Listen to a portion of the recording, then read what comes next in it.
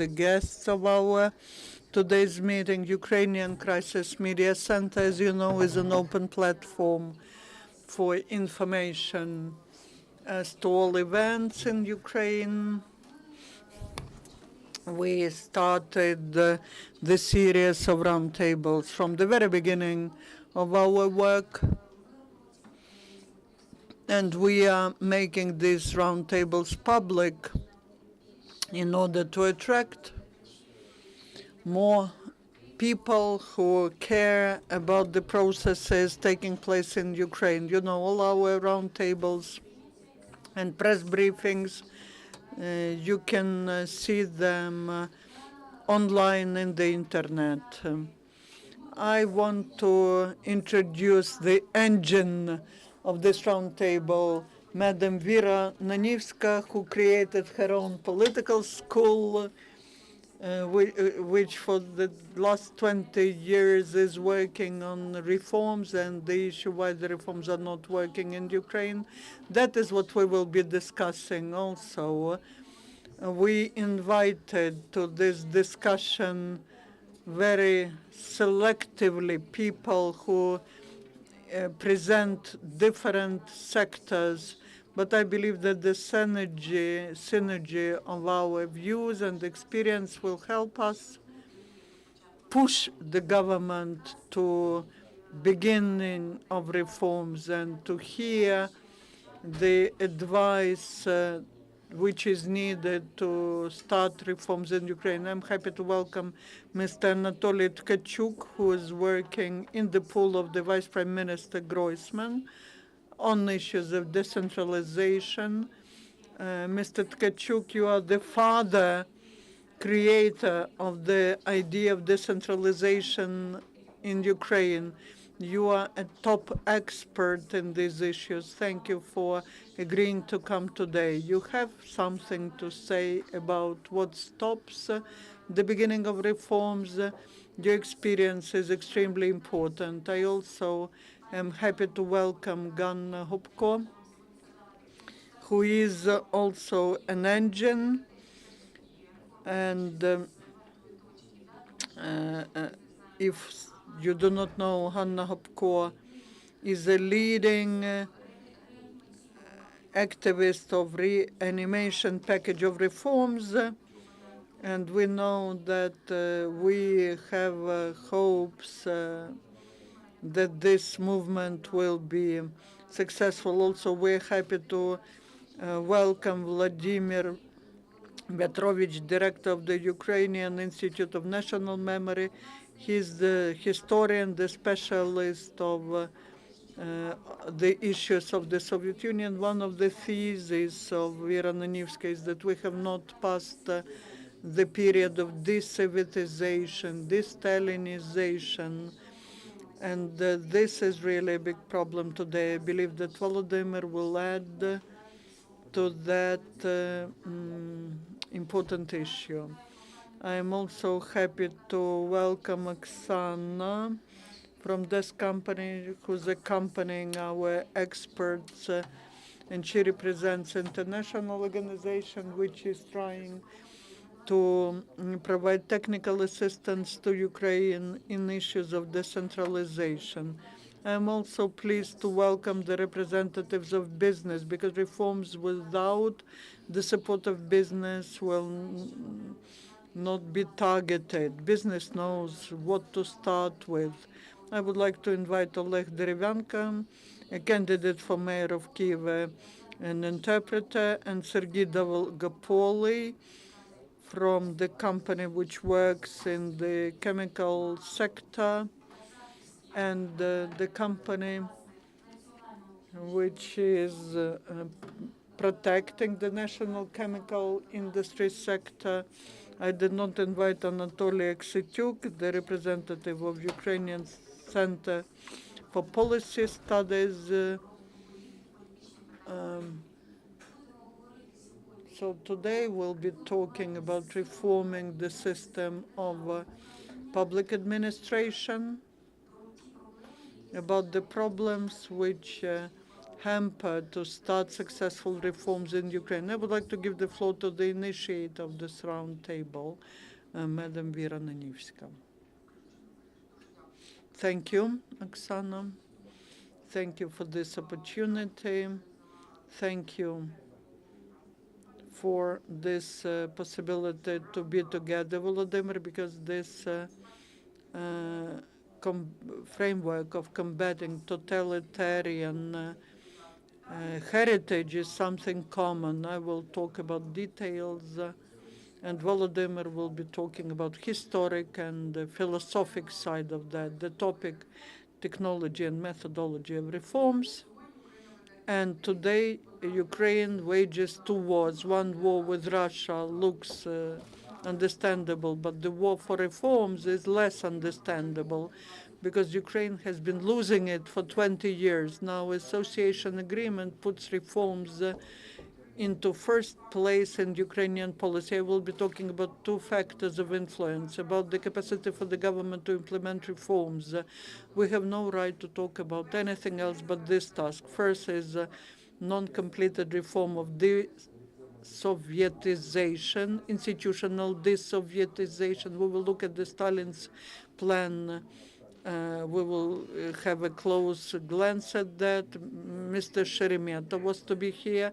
They said that the right sector did not let him go, and also the destructive model of communicative reforms, which will not allow us to implement reforms. We have implemented two very important reforms of the Sovietization, the reforms of the beginning of 90s. Liquidation of the monopoly of the Communist Party was the most radical after the reforms of 1917, and privatization was the second one. And this is the deadly strike on the totalitarian regime.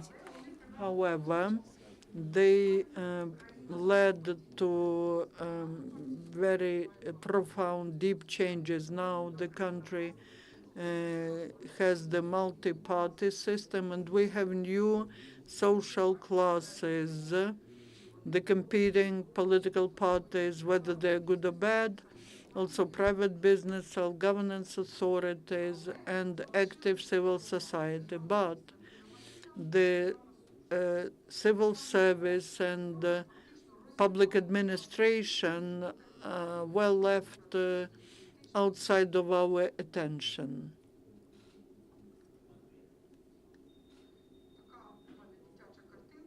This is a picture of how the totalitarian system looks like: one center of power, one political party, and the vertical. What happened?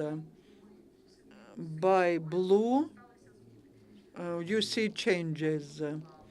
The branches of power are divided, and there are parties, the private property, and new terms, political leadership, and the central administrative apparatus, councils of communities, even though they are without executive committees. Between the blue and red, and what is red we will talk later, there are the fires of conflict, and we have these fires of conflict at all the levels. What Internet is talking about today? Inability of the governmental machine to implement political decisions. The Prime Minister is a politician, publicly expresses his dissatisfaction with the work of the Cabinet of Ministers publicly. That means that we see it all. It's broadcast on the TV channels. The military create the army outside of the state. The money for the army are stolen. The volunteers replace the activity of the government, and basically no one believes that the government can ensure the implementation of association agreement. The President submits the draft law on amendments to the constitution. He's criticized, and they find out that no one read the draft law. At all the levels of public administration, we hear that we lack qualified specialists. The political leadership does not demonstrate the reasons why the state apparatus is not effective. The feeling of political um, inability of the state is created. The civil society is self-organized now. They talk about the necessity to replace the non-efficient government, and also there are private business activists, competing political parties, which are to be involved into this work. In the developed democratic states, how does this red zone look like? That's executive power. The functions are like supervisory, control, inspection, and arbitrary are divided institutionally. Basically, if I'm responsible for statistics, the Minister of Economy cannot influence me, cannot tell me, write it this way, because I'm not subordinate to him.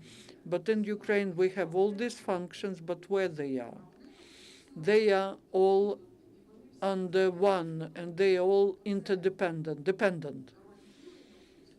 This division of functions, we don't have time to look at what it leads to, but in principle, if there's a control and if the control is exercised by the subordinates to the minister,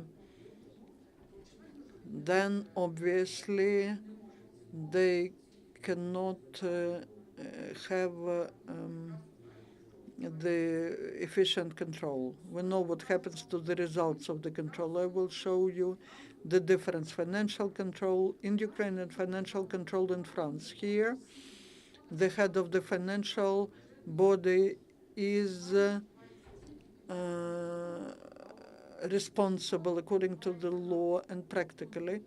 But what happens in the similar body in France? I copied it from when I was the president of the Academy of Public Administration, the Ministry of the Budget,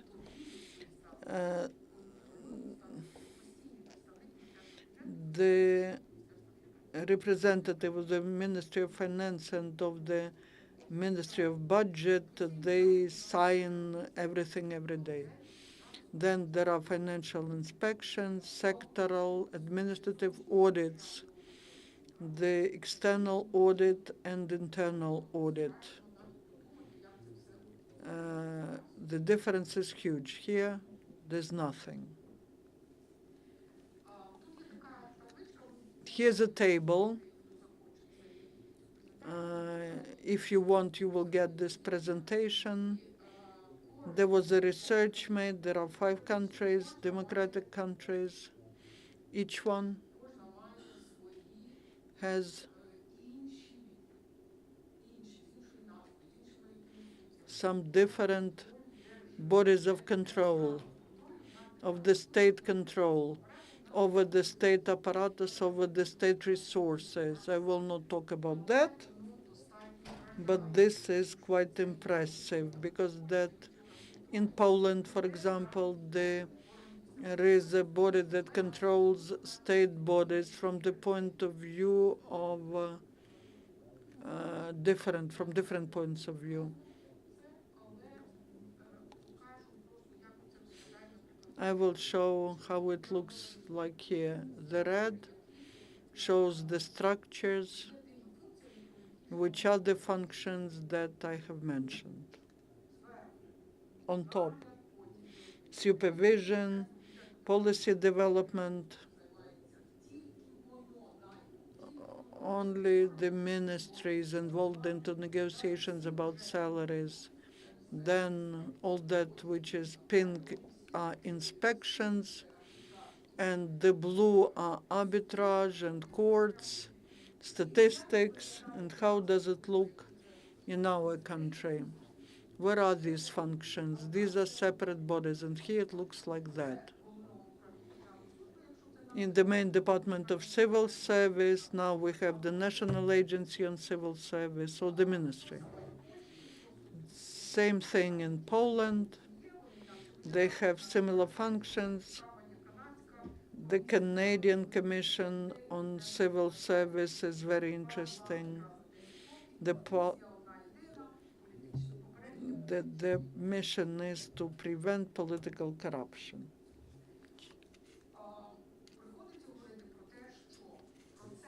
Also, the process of reforming executive power in Ukraine was organized wrongly from the very beginning. The problem of non-reformed system, the gap between the two systems, the old one and the market type, have never been discussed. The administrative reform is isolated. The existing system of apparatus does not fit into the new competitive environment.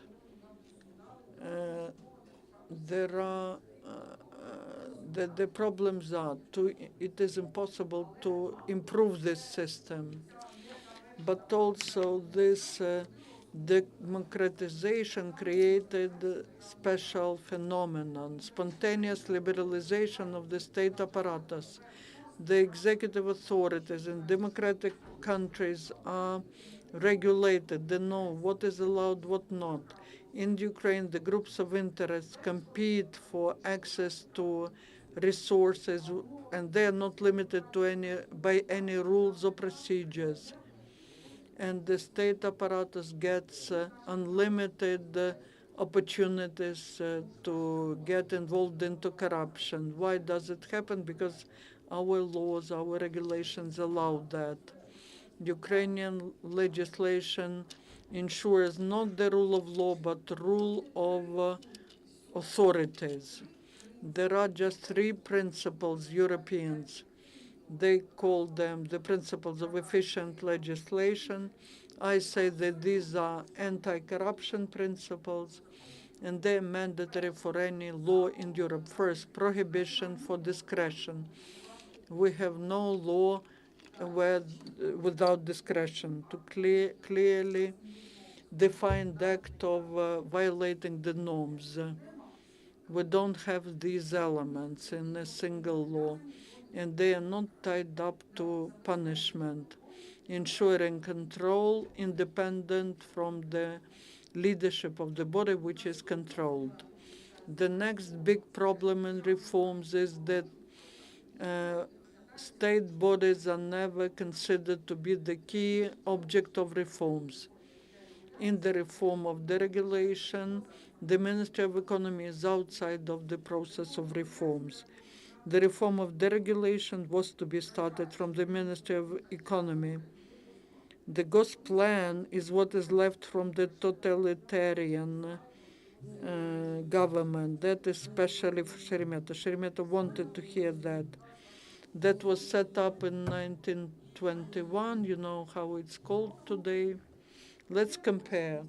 There's a Polish Ministry of Economy and Ukrainian Ministry of Economy. The mission of the Ministry of Economy of Poland, creation of the best in Europe conditions for entrepreneurial activities. The Ministry of Economy of Ukraine, no mission, but the mission of the Ghost plan on NEP. NEP is a temporary the policy of allowing market relations directed to create conditions for socialism without waiting for the world revolution. Let's look at the results of these two ministries. Ukraine, 45.5 million, earns 3,000 per capita, and has 1,300,000 companies. Poland, 38 million, not 45, but 38.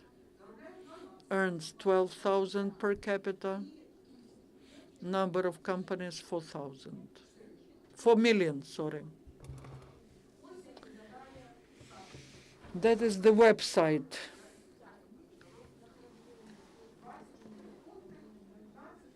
"24 items, and 15th is regulatory policy.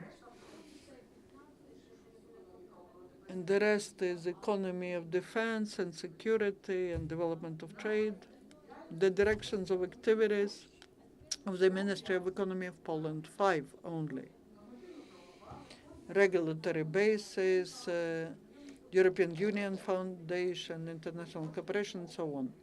And that is related to entrepreneurship. 100% activity of the Ministry of Economy is directed towards entrepreneurship. What is done by this 15th item, regulatory policy?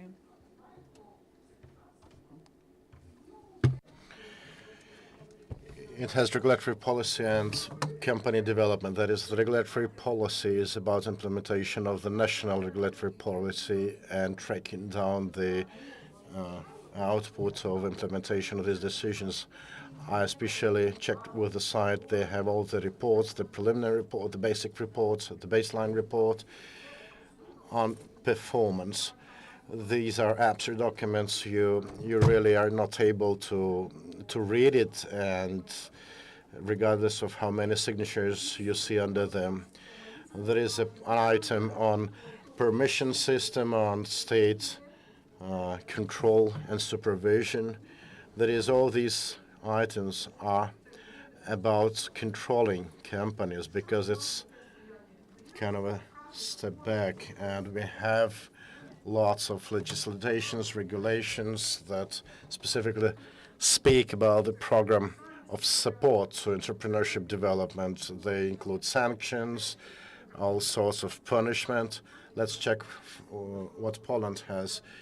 They also have a number of points of what they do for entrepreneurs, which is what we don't have here.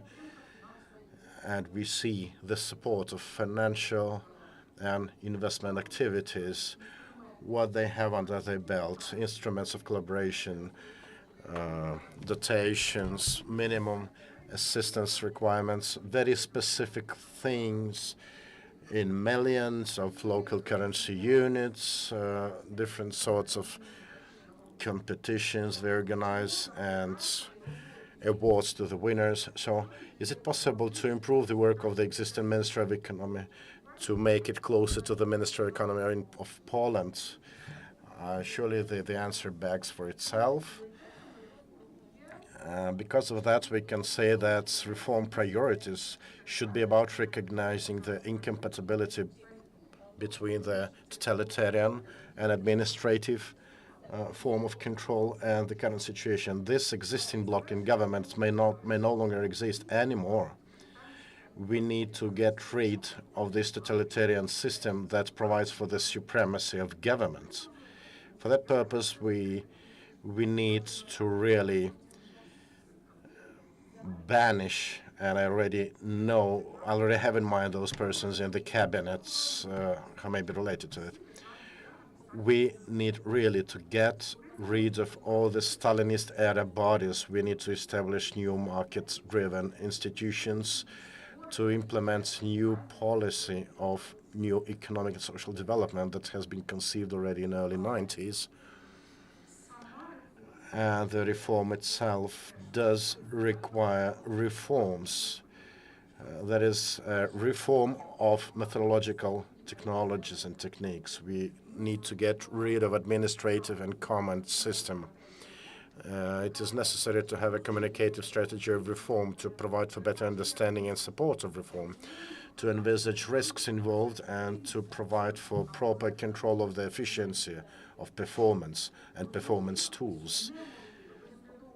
And it might not be possible without a government document on reform policy. We already mentioned the document submitted by the President to the Parliament, the document that no one knew about or read. We do, in my organization, briefings for diplomats. And representatives of diplomatic circles were really surprised to see that not a single person has paged through the document that the President had submitted.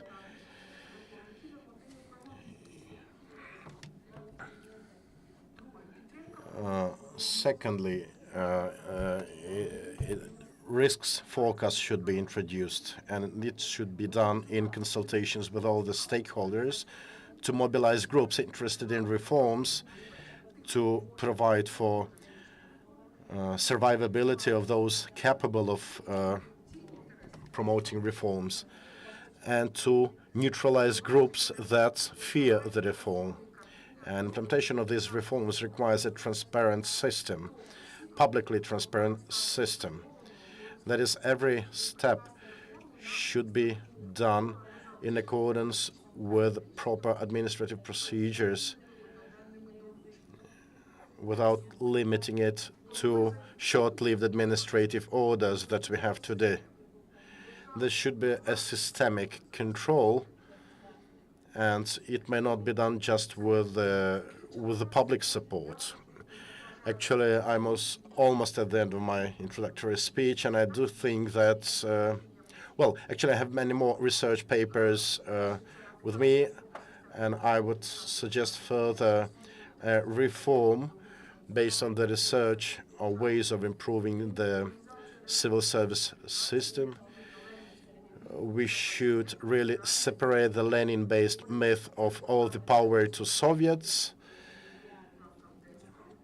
It is also based on the research carried out by DESPRO, and one of the tasks for today is to formalize the collaboration between the public and the government. The permanent revolution that we are in now should really translate into new governance structure to be instilled in Ukraine. I think these topics really need a deeper rethinking. I'd like to thank you for your attention. Thank you, Ms. Vira. With your permission, I'd like to give the floor already to Anatoly Tkachuk, given that we tackle the very sacred issue of decentralization and all the power to Soviets, as we heard it. And then I'd like to give the floor to Vladimir. It's quite an ample topic, actually, to comment this decentralization myths. I'd like to rather continue speaking about the possibility of reforms, whether they're possible without any changes to the government structure, to that of ministries, without changes to the psychology and mindset of those working on reforms. And I can tell you that in the wake of experience, a rather compact and understandable concept of self-governance reform was adopted. Then we had a draft law on collaboration of territorial communities. And the next document already got stuck in the cabinet for a month and a half, and it emerged from there in a completely different shape than he had been initially conceived. Why that? Why happened so? There is a number of reasons, not only objectives. The concept is first initiated by the Prime Minister, but then he presents it in entirely different than it is had been written. Then we have 4 ministers going to regions to describe the concept of decentralization, and I am scared to tell you that not a single one of them knows exactly what it is about. That is, we do not have a system to really agree this mechanism of reforms advancement. As I would suggest that each ministry should have a head of department, deputy minister to really follow up relevant reform. And all these people need to be trained to make sure they understand what it is necessary to do, and to better understand the place and the role of their respective ministry in this wider reform. We still don't have it now, and now we're in a strange situation when we do need prompt reforms in this abysmal situation of military action and catastrophic situation in the economy. But instead, we see that the document that should pass all the stakeholders' offices in 2 weeks rather spends more than 2 months being tossed from one ministry to another. It's really a problem to resolve. And actually, I can confess to my very special love to the Ministry of Economy, because in the previous government, we were not able to overcome this ministry and make them ink our drafts, conceivably because of the ministry being responsible for 17 political directions, that is having no responsibility at all for anything. The Ministry of Social Development is only slightly better, and it is only in the last week that the Prime Minister signed the transfer of relative capacities and authority to the Ministry of Regional Development. Despite this move, I really have high doubts that these reforms are underway or that they will be underway. The second thesis is that we need a very strong leap ahead to facilitate document processing in ministries, and even more, we need to involve Parliament more into the process, because there is a host of bills that sit there for months and months in a row, and these are very much needed bills that might have changed situation in specific areas.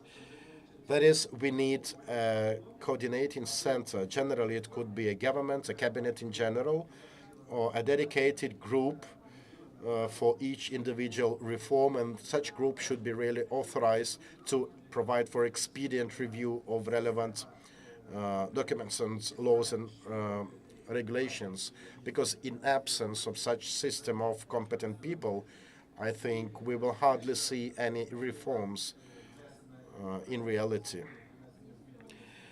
And speaking of the draft law to change the constitution that the president suggested for the parliament to review, it is not in compliance with the concept of self-governance decentralization. So the government should either recognize that or step back.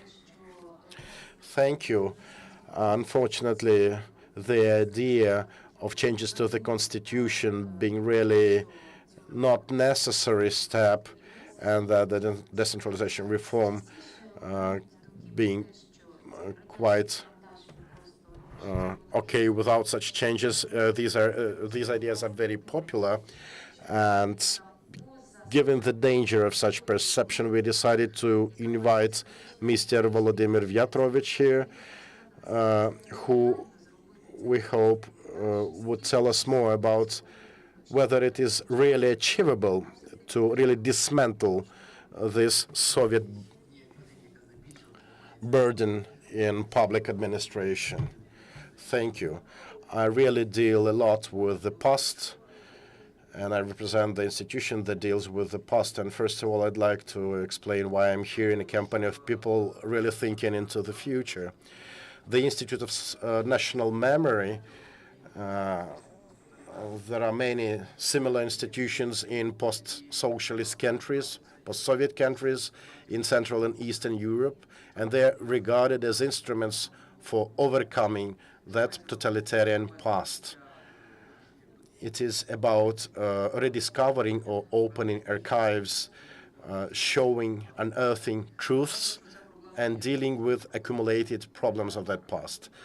In many respects, we see these problems as being of humanitarian nature, but for Ukraine, for example, and we see it from the current situation, these problems can translate into problems of national safety, because in some regions, such totalitarian myths have been fueling the pro-Soviet, anti-Ukrainian move, and they're further fueled by Russian support of that aggression.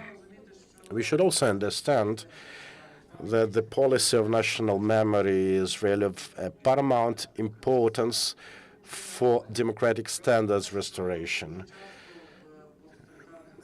Very often we see that in totalitarian, post-totalitarian countries, the inability to recognize this totalitarian past that has been instituted so neatly that are hardly seen or understood. This totalitarian heritage at times is presented as a special trait of national character, to the effect that sometimes people say that we are not good in democratic reforms because we are slightly different. We are not like you in the West. This is what you can hear in Russia, which brings Russia to the idea of sovereign democracy, speaking of Russian particular mentality and other similar things. That is, the remains of the past are presented as something that has always been there.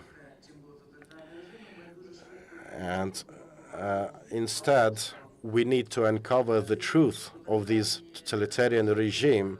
And when we are really successful in that, we will easily see that in many cases, these regimes were artificially established to retain control over a given territory or area. And that establishment of totalitarian regimes was at the cost of destruction of democratic traditions, practices, and when we speak about events of the past, when we open archives to expose totalitarian past, we come to better understanding of how it all emerged. We are better able to explain that this was not a natural development for any country. And by uncovering the preconditions of totalitarian regime installation, we are better able to see into the roots of an interesting situation. Take the notion of internal troops, which is a very specific phenomenon proper for post-Soviet countries. I really doubt there is any other state in the world that has internal troops. Because if it is about troops, troops are to defend from external threats. But in the USSR, we had internal troops to really quench any movements for freedom and democracy. And by the way, at the time of the USSR, it was Ukraine that had the most powerful internal troops here. As of 2014, the internal troops in Ukraine, the number of them was bigger than that of regular army. And these troops were aimed against their own population. Next, every higher education institution, every university has always had security officers working under the guise of professors, because studentship has always been regarded as a dangerous environment, capable of brewing some sentiments of freedom. And there are such positions in universities up to this moment. Why we still have them there? This is a clear explanation, a clear example of how pervasive these remains of the past can be.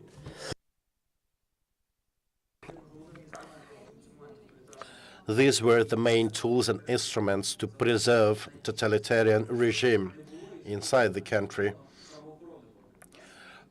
Speaking of law enforcement agency, by the way, we still have not them in their proper sense and meaning.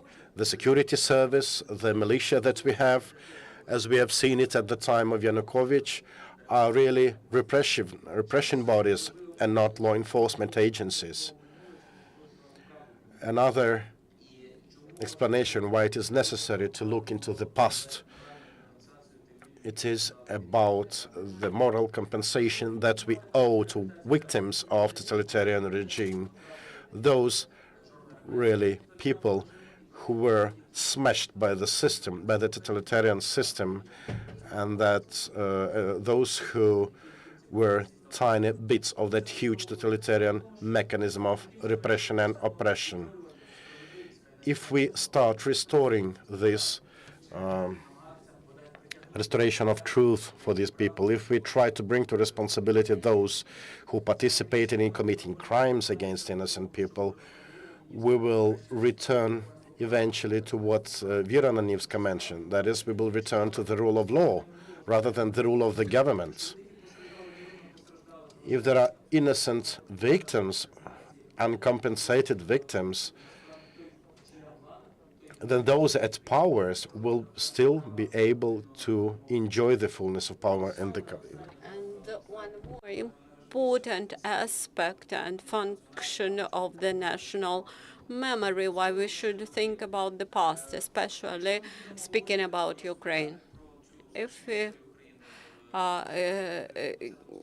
continue to follow, trace back the history of Ukraine, this will prevent us from totalitarian seductions, usually in the times of troubles and difficulties and tough reforms. The totalitarian ideas always raise up. Look at the Russian nation. They actually has reached an agreement with the devil. They rejected from freedom in exchange of the calmness and peace. That is what we try to prevent. Usually the nation which concludes such an agreement, a rejection from the national memory in exchange of the national peace, results in the outbursts of totalitarianism. Look at our neighbors. They opened archives. They raised public awareness about totalitarian times, and this work appeared to be very efficient because it worked hand in hand with anti-totalitarian reforms, and they pushed out the totalitarian ideas from the administrative machinery. Unfortunately, Ukraine did not experience this de-totalitarianization. In Yanukovych times, Ukraine has started to rehabilitate the Soviet past, and Stalin was presented as an efficient manager, and having accepted this, it was natural to accept that Viktor Yanukovych was an efficient manager. Thinking this way, we won't be able to launch the reforms which were carried out by our Western neighbors. Unfortunately, we lost a lot of time, but there is an advantage. We can use now the experience gained by our immediate Western neighbors, and we have chances to build up democratic country. Thank you for interesting intervention and interesting ideas. Now I'd like to give the floor to Ms. Hanna Hopko, coordinator of Reanimation Package of Reforms. Actually, you embody all the hopes all the experts community has no illusions about overcoming the Soviet legacy, which is so much flourishing in the Bankova and in Hrushevskova streets. I would like to ask a question to Vladimir, why the cabinet resolution about the Institute of National Memory is not signed by the cabinet yet.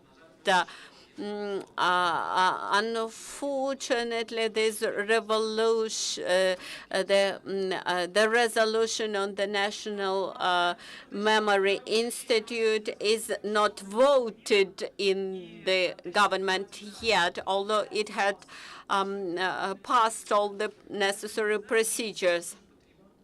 Yes, this shows the results of that Stalinization of our procedures described by Vira. actually they are unable to sign up and to bring to force this resolution. The latest 4 months remind me a situation where you try to make a renovation in the building, where the foundation is damaged while you try to repair a roof and walls. And we have 8 items for reforms like judiciary, media, taxes, administrative reform, decentralization reform, etc. Also, we have now a working group which comprises 28 members of parliament and civil activists. It looks like it is working, but if you look at 4 months of our work, then when you try to understand the efficiency of reforms and compare it with our agenda, where we suggest to pass necessary laws, and we can see that within 4 months only 10 laws were passed. The law on public broadcasting, the law on access to public information, the higher education law, and some other laws. On one hand, those laws are really success. In previous years, we spent a lot of time for advocacy campaign. But if you compare it to the price paid by our people for these windows an opportunity, we should state that all those 10 laws should be passed within 1 parliamentary week. And a lot of effort should be put to create a communicative venue to discuss the rest of necessary laws. I won't assess the work of the parliament and the ability of the parliament to hear us, that they should not interrupt in this honor. But my question to the members of parliament is now, what will they do during the future next weeks? Whether they are ready to discuss and pass the law on the prosecutor's office. It has been the commitment of Ukraine since 1996, and this has been the idea to enforce the prosecutor's office, which will have not the supervisory function, but just the monitoring function, and also whether they will discuss the laws which will investigate and punish for all the crimes made by top officials in the times of Kuchma, not just in times of Yanukovych. Sometimes when I hear that it's so funny to see your pickets under the parliament, next to the parliament. Today we had the action when under the building of the parliament, near the building of the parliament, we wanted to prevent the passage of the law, which was inherited from the previous system. I've read the statement that we have unprecedented political will to carry out reforms. There is no unprecedented political will.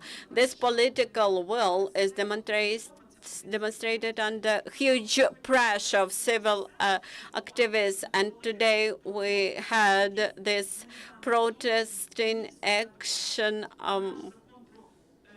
near the parliament.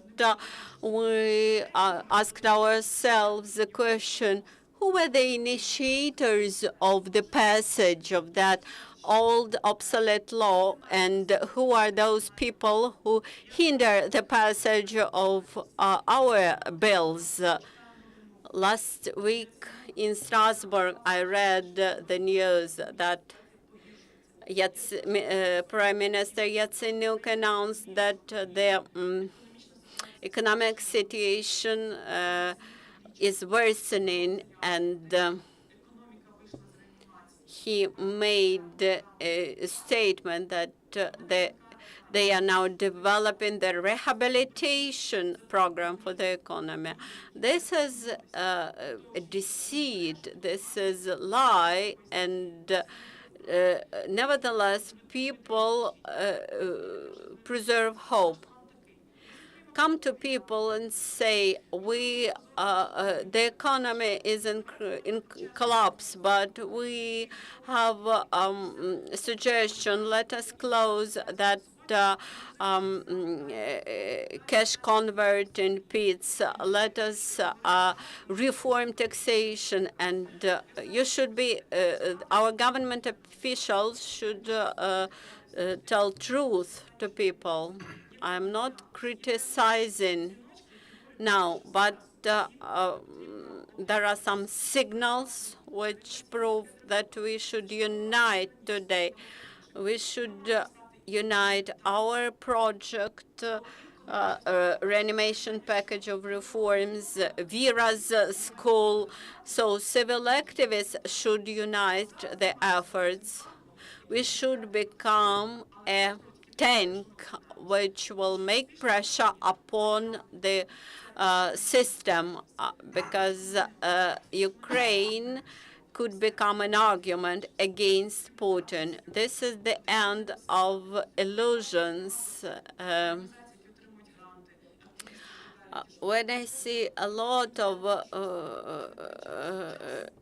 organizations and projects working during office hours, I'm urged to say we have to work 24 hours and to launch the process, which irreversible processes, and to prove that we are a community which can carry out a reform, and investors will understand that for them it is more profitable to invest and to flourish in Ukraine. Thank you, Hanna. I think we should not forget about heavy artillery. That will surely help us. It's our middle class that I hope has already felt some early signs of freedom, and that's why we'd like to invite to the floor Mr. Oleg Derevyanko, the ex-runner for the Kyiv mayor's office. Oleg, what is the position of business circles in this regard? What business person think about possibility of joining the reanimation package of reform? Any hopes for that? Thank you for this possibility of speaking after the very emotional speech by Hanna, and I do hope that I will continue. I'm still towards whether I should continue the emotional tide or go in a more reserved way. Well, we do expect some pragmatic ideas from you. First of all, I'd like to start with some reflections of what I heard today and what we have had recently. I'm really glad to represent the whole middle class here, though I may not assume this responsibility for myself, despite being a representative of it.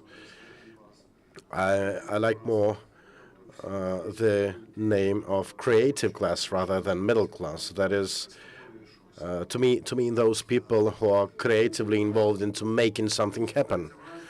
Actually, I have a perception that at times we are pretty much similar to characters of an interesting printed, actually an interesting story by Gustav Vodichka, the Ukrainian writer. When his preamble, he said that the Ukrainians is the nation of actually Buddhists, those for whom everything has already happened, the people for whom the way is more important than the final aim. So philosophically speaking, this may be true, but again, speaking of some specific concrete improvements to material aspects of living, then we will see that the objective is nonetheless important. And I will surely agree to the thesis that unfortunately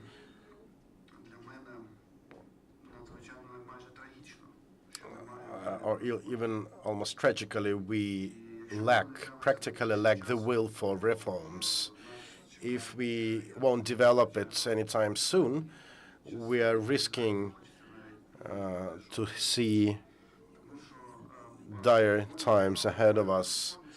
But again, the will to reforms is about the will to professionally react to priority aspects. I do know that our prime minister has almost never been involved into any business making. But on the other hand, the president has recently invited a business person to chair the Oblast administration. And I really hope that we are going to see those people capable of practically implementing changes. It is about actually business discipline, the thing that is being taught in every reputable business school. It is about very specific recipes of how to do it. And actually, the prime minister should have done it really earlier by addressing the nation and saying that, yes, we are in dire straits, but there are some priority things that we need to make even more. We have one specific thing we need to do, otherwise the country will be busted. While preparing for this meeting, I checked an article by Mr. Petrenko on Cabinet of Ministers' website. Unfortunately, I couldn't see any specific steps and measures to be taken. Nothing really changes. Actually, the nation, the state, is something like an enterprise, whether if big one or not. The mechanisms of administration and management there are really very much simple.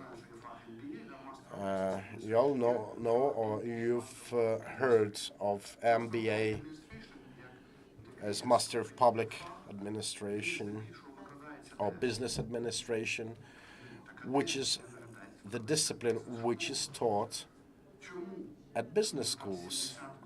Why so? Because 60 to 70% of disciplines taught there relate to business. And the question of today is to make this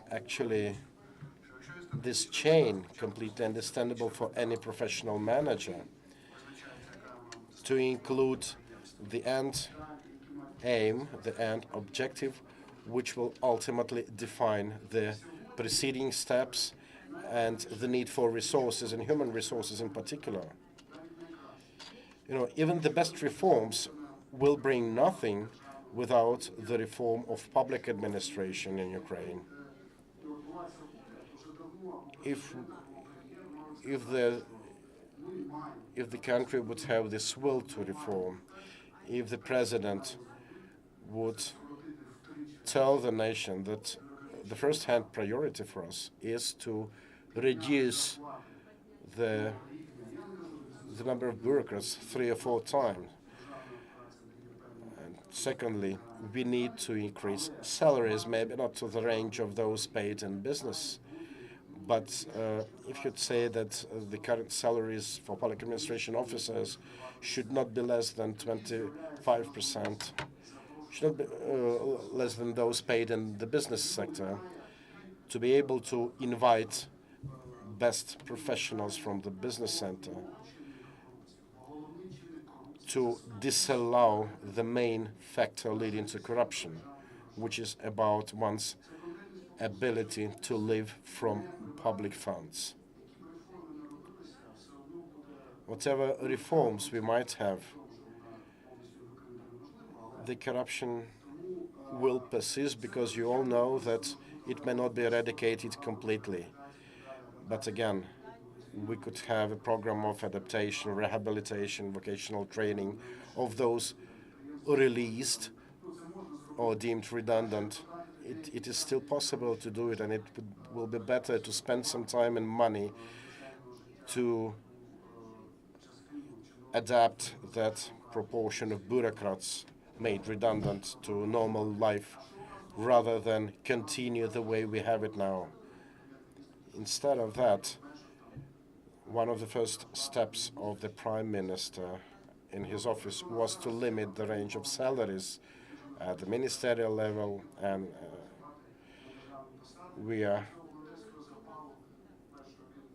it is good that we do have volunteers able to work now, but the level of volunteer involvement will be reduced in time, and with time passing, and those the whole idea of new country and and all the rest of initiatives are good, but speaking of coordination authority you suggested, do you remember of a similar authority established by Yanukovych? He did create a body with the sole function of running in between ministries and coordinating relevant moves. Unfortunately, we don't have Pavlo with us, but I invite you to ask any minister a simple question: how many hours he has to spend every day to sign the wealth of documents he really has to sign. It is about really Bibles of documents, thousands of them. By the way, at the time of the previous government, there was a system of under which it was possible to delegate this authorization to sign. Now, the minister may not trespass the law. Whenever he is to sign it, he has to do it himself, and he will spend much of his time doing it. Do you have any specific proposals regarding that? Yeah. Speaking of reform management, there is a very concise and specific notion of the depth and width of changes. Conceivably, the deeper and the wider changes are, the stronger are risks that nothing will happen in reality. It is completely clear in the case of military action, you may not stretch 2 or 3 border guards to cover several kilometers of our frontiers. Same goes about public administration.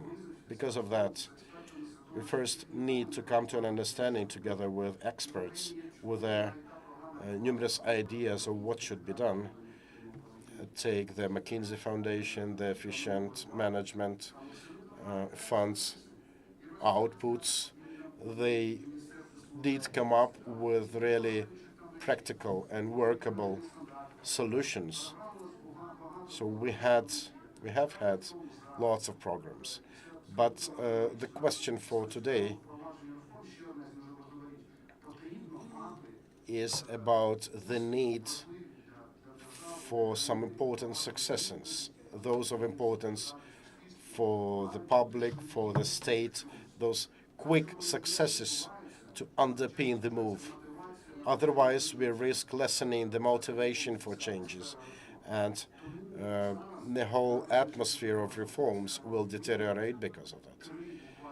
So I think that it is of paramount importance now to come up with 3 priority areas to be taken right now with whatever resources and efforts at stake. I'm not going to name them now because, the very notion of identification of priorities, it can be seen, as a tombstone over any reform. So we should not come up with a long list of dozens of them. We need to just come up with 3 priorities to be implemented by the end of this year.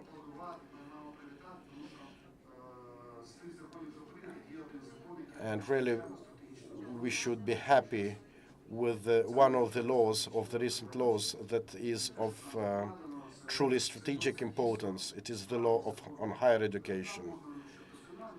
It can be further improved, but anyway, speaking in this vein, I would suggest 3 priority steps to be implemented as soon as possible.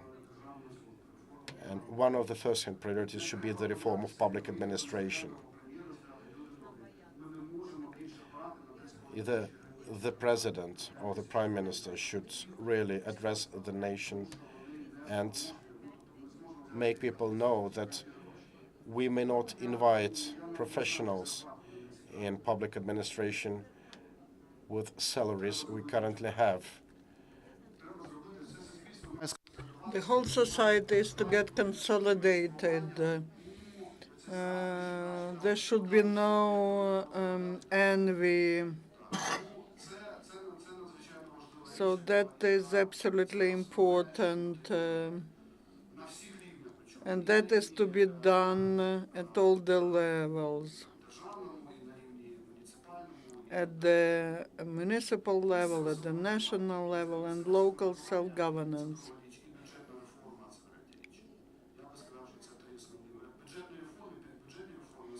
The budget reform, what I mean by the budget reform is transparency and publicity in spendings. I would like, if possible, Sergei, say a few words, because you, Sergei Довгополый, you are from this creative class that works in the national chemical industry. A few words. Microphone is not used.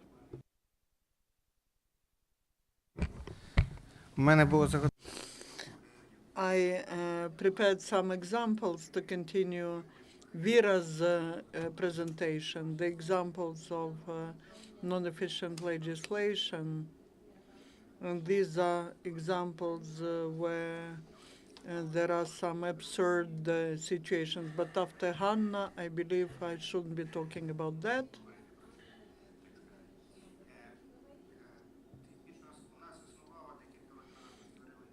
We created a group in our company a few years ago analyzing European legislation and whether our legislation is compatible with the European, and that's in the aspects that were of interest for us, environmental legislation or the legislation related to chemicals.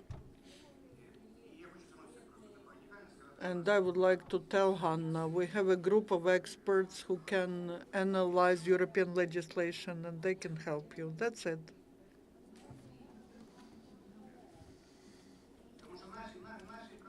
Our problems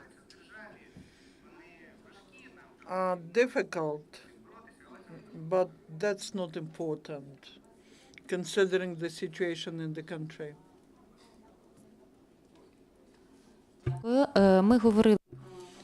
We were talking about necessity of the reform of administration. I did not introduce Sergei Laboyko, who introduces the initiative of electronic governance, e-governance, electronic democracy, Kyiv Mohila Academy. What can you offer? What is your initiative, and at what stage are you with your initiative? Ну, в принципі, The team here, we all think alike. We understand that it's not just the faces that are to be changed, but the system.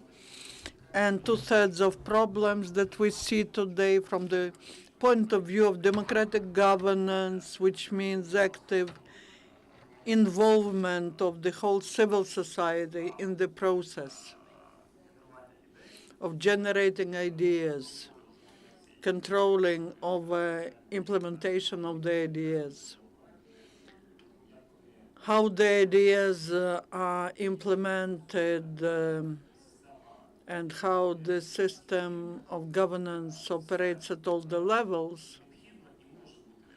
That could be done only in case if the society is actively involved into the process. No civil servant ever has an inspiration to implement any reforms. The psychology of that person is different. There are exceptions. When leaders come to civil service, they are full of ideas and they come to implement reforms. But the classical civil servant is an officer. It's very important. It's an officer who has to work according to very strict rules and procedures, but shouldn't be involved into politics. I just want to support what Vira Nanivska said, Anatoly. What you were talking about, that is the attempt to find the way out from the system that is impossible to change. That's the law of governance. Oleg will confirm it. In business schools, they teach you, if you come to crisis company, want to change something there, if you do not have 30% of allies among the employees of the company, you are doomed to failure. You have either to convince these people, you have to make them trust you, or you have to bring your people. That's what people are trying to do. The authorities change, and the new people bring new people, and that is why the professional civil servants leave, those who have to work irrespective of what is the political power in the country, and the reforms just stay on paper. We have different foreign experts, our groups of experts. Your idea is very American. In the American army, when they organize a special operation, they create a special unit. The person gets a power of the general who leads that, and they are trying to win. I represent the Center of Innovations of Kyiv Mogila Academy. Kyiv Mogila Academy is the example of the university that totalitarian states were afraid of. It's not easy to work with such creative people, but it's interesting. And a few months ago, when we had Maidan, we got an idea that this change of system should be, well, we don't have money in the country. We don't have too many qualified people. There's no communication technology. And we decided to suggest the initiative, and many experts were grouped around that. The graduates of Kyiv Mogila Academy are there, and representatives of civil society, business, IT specialists. We want to actively start implementing the philosophy and the tools of e-governance. And that includes, well, that's e-governance. Your boss, he's a very progressive person, and we hope that all these talks about e-governance will be implemented, because there are many examples in our history. Like, let's take this electronic document turnover, which can make the work of Sheremeta Groysman easier. It was introduced in the government, and then in 2-3 weeks they physically would destroy it, because you see each document at what stage of implementation it is, who's hampering it, who introduces changes. That's all documented, and it becomes transparent. That's what Hanna was talking about. We have become allies immediately. And we believe that only the truth will change Ukraine. How can the truth win? Only if the process is transparent. But what the society requires, we cannot. They're talking about coordination councils, about uniting the efforts. But if you have 16 directions of reforms, why don't you sleep every day? Because that requires a lot of time, hundreds of experts, just in one organization. But we have 36 million of voters in Ukraine, and all of them want to influence, at least at their level, the authorities.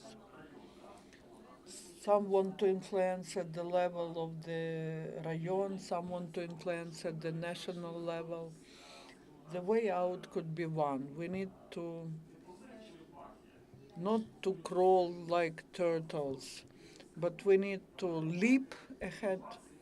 We need to introduce innovations which will allow this evolutional transfer.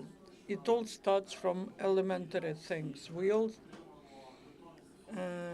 get electronic signature, and we start using this electronic signature to sign documents, starting from addressing the authorities. We introduce changes into the work of the regulatory bodies. We are trying to cooperate with civil society via civil councils. Yesterday, at the presidential administration, there's a person, Vitaly Kulik, who's responsible for that. About 20% of these councils, they either do not work, or they are counter efficient, and these are just advisory bodies. But that instrument, in conditions of totalitarian or post-totalitarian system, is really just not effective. The civil society says that we have no access. On the other hand, how to cut off these crazy people from normal creative people. It's done easily, but it could be done only with information technologies. The public councils become open, but the voting is such that you see who votes for what, and this could be done only if such simple technologies are introduced. We're working on that. And basically, yesterday we convinced tried to do this revolution to turn the public council into an open platform. Kulik, please pay attention to that. He says there's a proposal made, but there's no reply. I understand you are developing a very creative reply.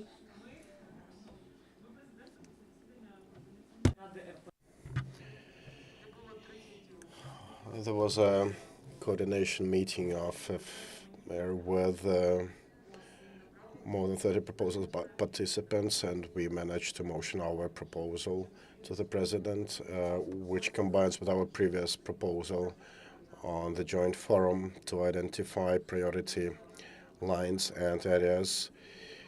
We have the reform platform in the parliament, the central reform with the cabinet. We need another similar structural reform with the president, and the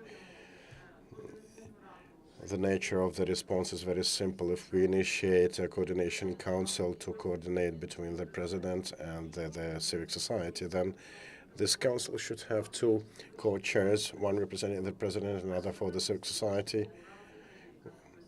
We are not into creating another yet council like the one on coordination of civil society development with the president, which is a bit ridiculous now in these conditions, but we are rather after setting a mechanism, an efficient mechanism of such cooperation.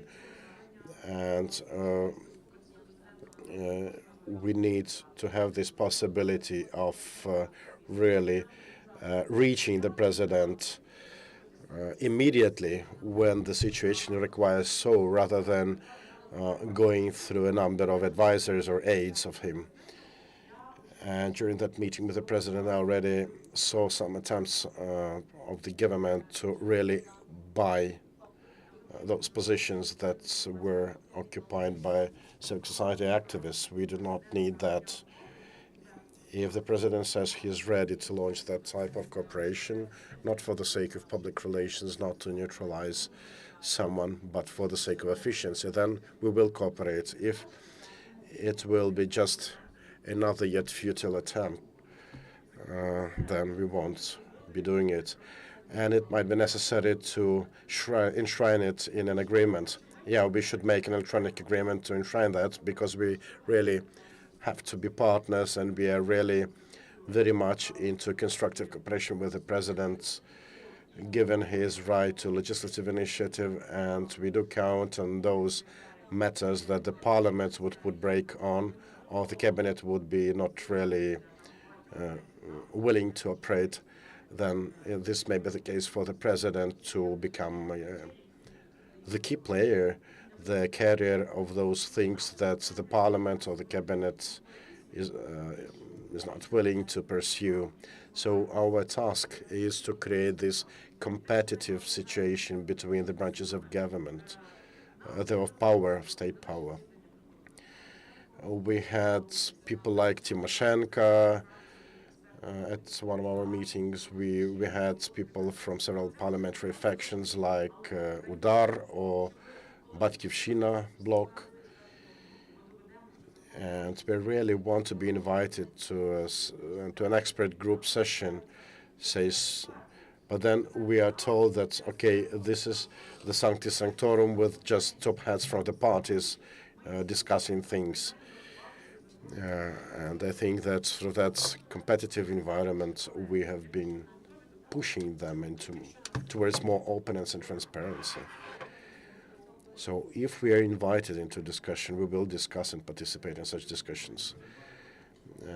You'd like to add something, Anatoly? Yeah, just a small comment from my side. Speaking of personnel, human resources, and possibilities of making changes without changing the people, and concerning the Stalinist method of that, whatever office I was at, I never started my work there by sacking people. I would always give them chance to work whenever they were able to. But effective since January 2006, I did pushed all the Oblast state administrations into reading emails. It was the time when the gas war between Russia and Ukraine started, and it was really necessary to push information into the regions, into districts. And email, mass mail was the easiest way to do it. So I did it, and understanding they might not read it, I put a note there. I want your reaction in 20 minutes after you're through with reading it, and there was not a single call, which was expected. Then everyone received some prophylactic measure, and it came to me that we needed a very simple thing, so that every candidate I would take to an office, I would offer a very simple computer-based game for him by inviting him to write an email and sending it to my address. By the way, can you imagine the level of preparation of our government officials if they're not even able to use PCs, or their PC literacy has to be checked? Can you expect anything, any performance from those guys that if you need to check their ability to use email exchange?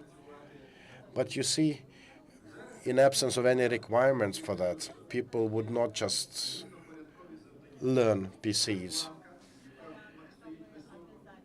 At the moment, we have a really high standard before us, and we need to make steps, whether small, and if small, to really proceed further with an attempt and intention to reach that high standards. Sergei, we also have Ms. Oksana with us, who represents a very powerful organization, if I'm not mistaken, of Swiss origin. This organization has been supporting Ukraine on decentralization reform for quite some years. And maybe, Ms. Oksana, you could share with us some positive experiences, and maybe you would tell us if we can still count on further in cooperation with the Swiss partners. Are there any chances for rendering technical support to Ukraine on its way towards decentralization? Thank you. I'd like, first of all, to thank you for this possibility to be present here and speak here. And I have been hearing this discussion, and it really compelled me to recall a famous saying of one of our stand-up comedians, who said that it appears that there is something bad with our music academy. We should really change something in the music academy. Speaking seriously, there is a clear need for priorities to be established, first-hand priorities to be pursued, and I think that the reform of local self-governance is exactly that type of reform. We worked together with the Ministry of Regional Development since 2007, and our project was involved in the support of practically every document that's now returned to the political arena, among them the concept of reform of local self-governance. And as I monitor the situation in donor community, I see that the donor community is ready to be involved.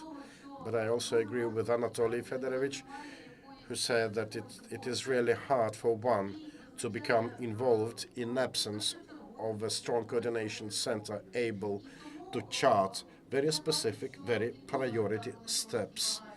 Because of that, I see that donors also are in doubts as to what they should support indeed. We don't know what we are to support in the scope of our project.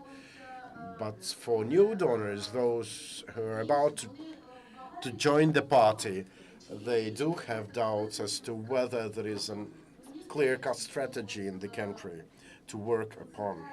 And I think that a concentration within one specific body, the concentration of all the intellectual efforts in the scope of such authority, as well as concentration of operational moves within one body, would send a clear signal to the donor community where to go, where to join their resources to further the reforms, and we really look very much into seeing it happen. By the way, this coordination center of reform that was established at the time of the previous state, it has never been abolished, right? Well, we have a coordination center with the cabinet, but do they have some sort of regulations behind, regulatory framework behind them? First of all, I'd like to give the chance of final word to Vira, because she created a very powerful school, and she was the president of the Academy of Public Administration, with the president of Ukraine for 3 years. I'd like to give her this chance of explaining whether there are really priority steps ahead and whether this meeting of today makes another good opportunity of fostering that very fruitful dialogue with the top government officials to fuel the discussion and to see fruits of that discussion. What is your impression of the possibility of continuing with this meeting, and whether do you think they will be really efficient? Thank you. What I think that first of all, we have a very Soviet type of disease, is when you look for the ear of Brezhnev, in which we could whisper our wishes and desires, but there is no more Brezhnev, no more of his ear, and not Sheremeta, neither Semerak can work or substitute that Brezhnev's ear. The political will,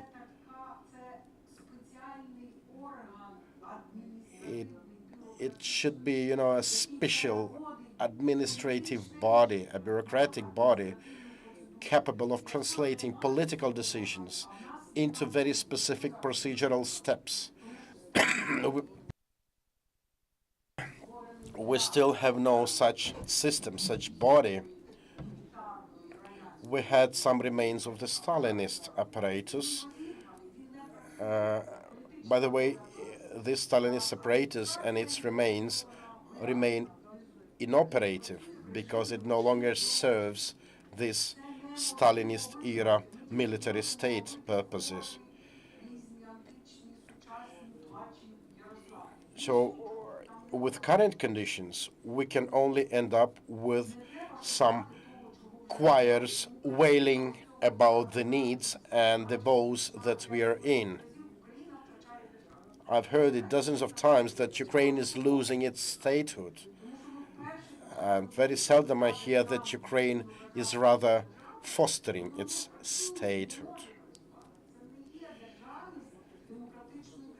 But it is about the statehood alien to that of the democratic state.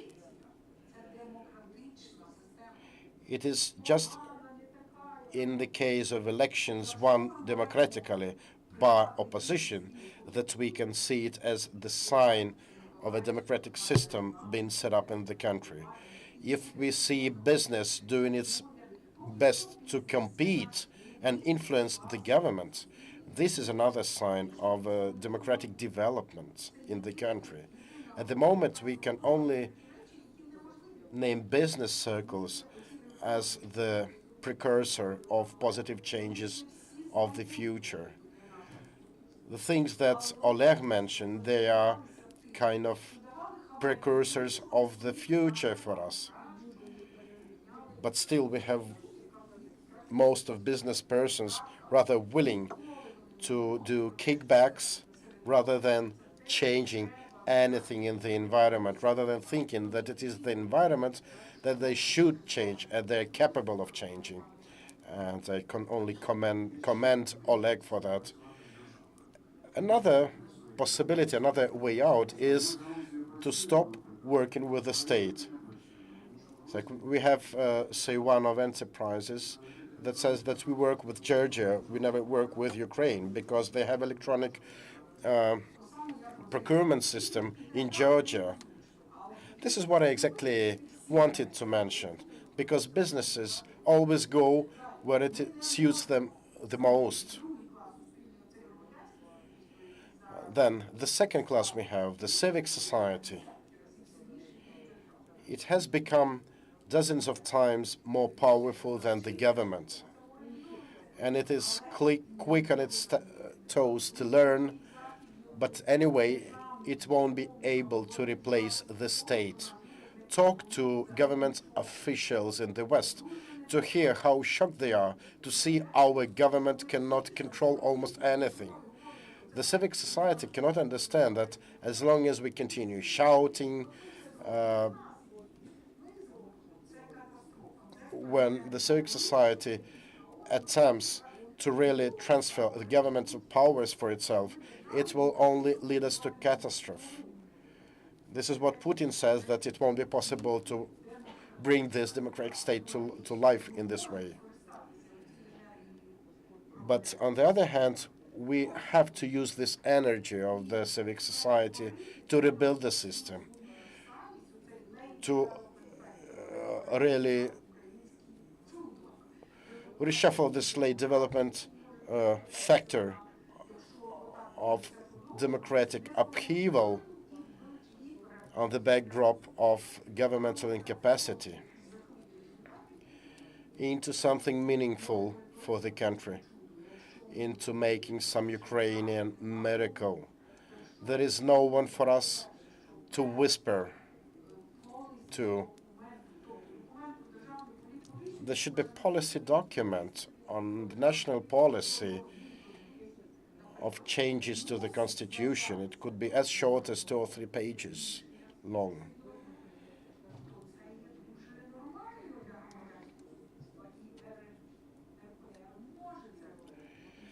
And RPR can do it and is able to do it, and it will help and assist. By the way, the rules of procedure of the cabinet has it written there, and it has been done by donors before.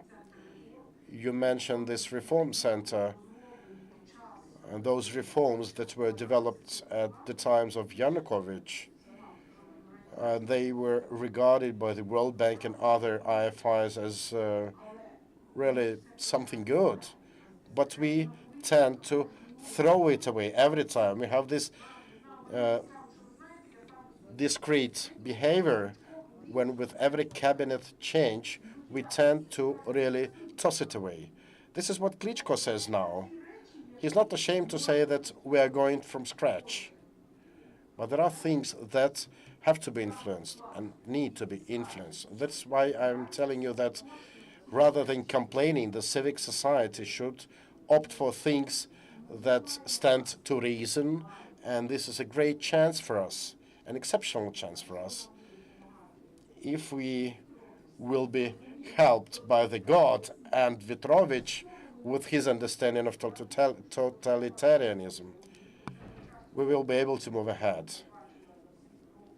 And frankly, this is probably the best platform I've seen for ages in terms of civic and non-civic activity. I think this roundtable makes a perfect place, say, for RPR to present the vision of policy discussions on each specific priority matters, to produce a policy paper later on, to see what they have in the cabinet, what their rules of procedure, what their documents are. That is what I wanted to tell you. Our Ukrainian Crisis Media Center is a venue for broad public cooperation, and in result of our today's discussion, we will try to produce such a policy paper, and in the nearest future, we will bring it to the ears of Brezhnev, as you mentioned, and I would like to thank you for your participation.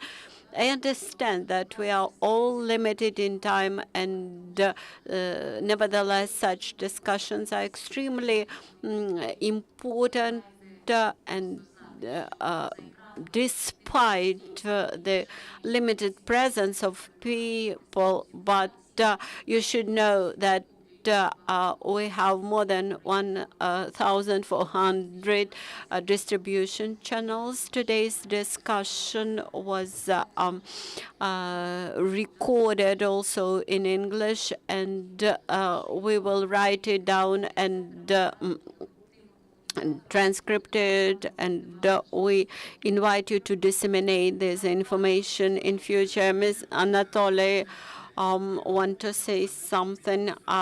If you plan to make changes to 139 article, we should make changes to the names of Dnipropetrovsk and Kirovograd names.